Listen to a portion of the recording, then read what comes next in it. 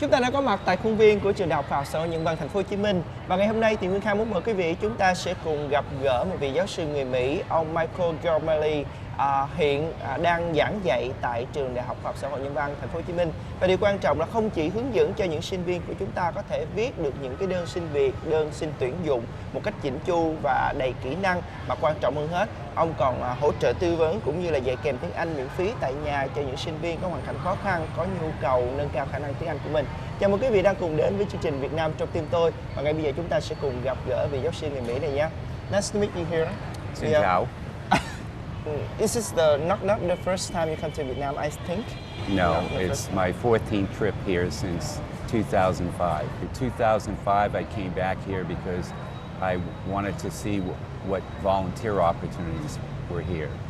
And in 2007, I retired from my positions in the United States, and I've been coming here every year, helping students with their English-speaking skills.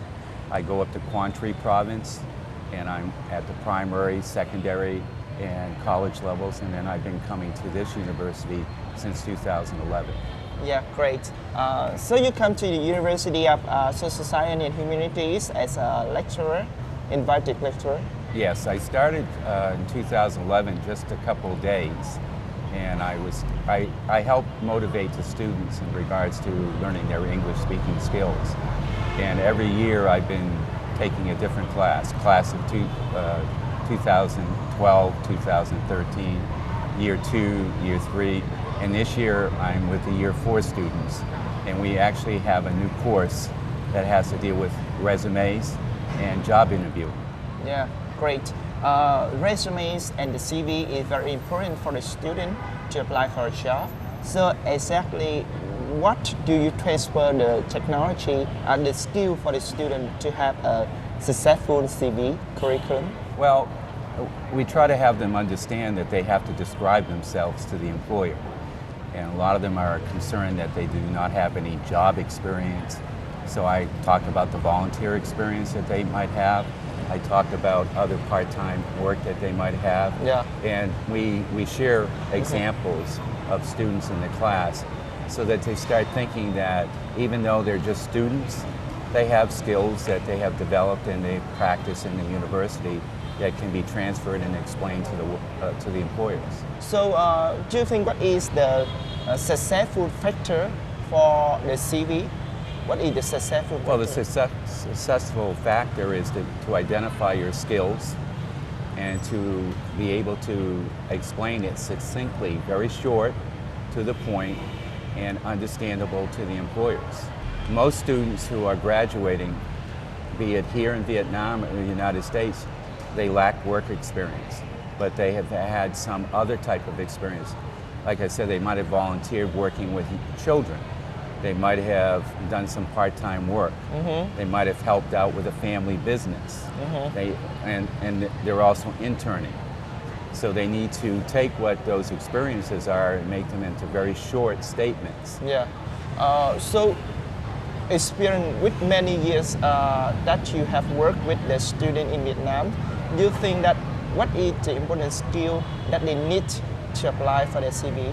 Well, the most important aspect is especially with some of the companies that want to work with English-speaking companies, is the English-speaking skill. Yeah. And they lack the confidence. And so I try to create situations.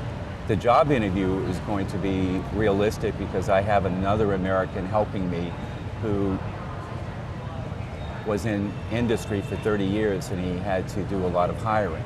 So they're going to have practical experience. Besides the time teaching at university, do the students often study outside of the university with you? I've been going to some of the activities here. I try to mingle with them because they can practice their English with me, explain to me what some of the projects are going on. And so I do come to the activities. I sometimes meet them at coffee houses and just have small group chats. But I don't have special classes outside. I strictly volunteer at the university level. Or I come to activities like this and we just meet walking around and they tell me what the activities are and explain to that. I've also gone to a couple of their businesses that they work for. One of my students is an entrepreneur in coffee, and he explained to me about the coffee of Vietnam better than anyone has ever. But you don't need them to pay the school fee for learning more experience or more learning more lessons. Why? I've been coming back here for a few years, and they're like part of my family, and so I wouldn't charge them. My whole aspect is to come here to volunteer, and so if I can help them better their lives and help their families, that makes me feel better. So that's what volunteering is all about. Yeah. Em biết thầy Mai qua em gái của em, thì em gái của em là học trò của thầy. Theo lời kể của em gái em thì thầy là một người rất là có tâm huyết về giáo dục, và thầy đi hoạt động rất là nhiều ở Việt Nam cũng như các tỉnh miền Trung. Thì thầy đã mở một số trường để mà đào tạo, thì đó là những điều mà em rất là cảm kích về thầy. So you can find the happiness in your work. You can find the happiness in your volunteer work in Vietnam.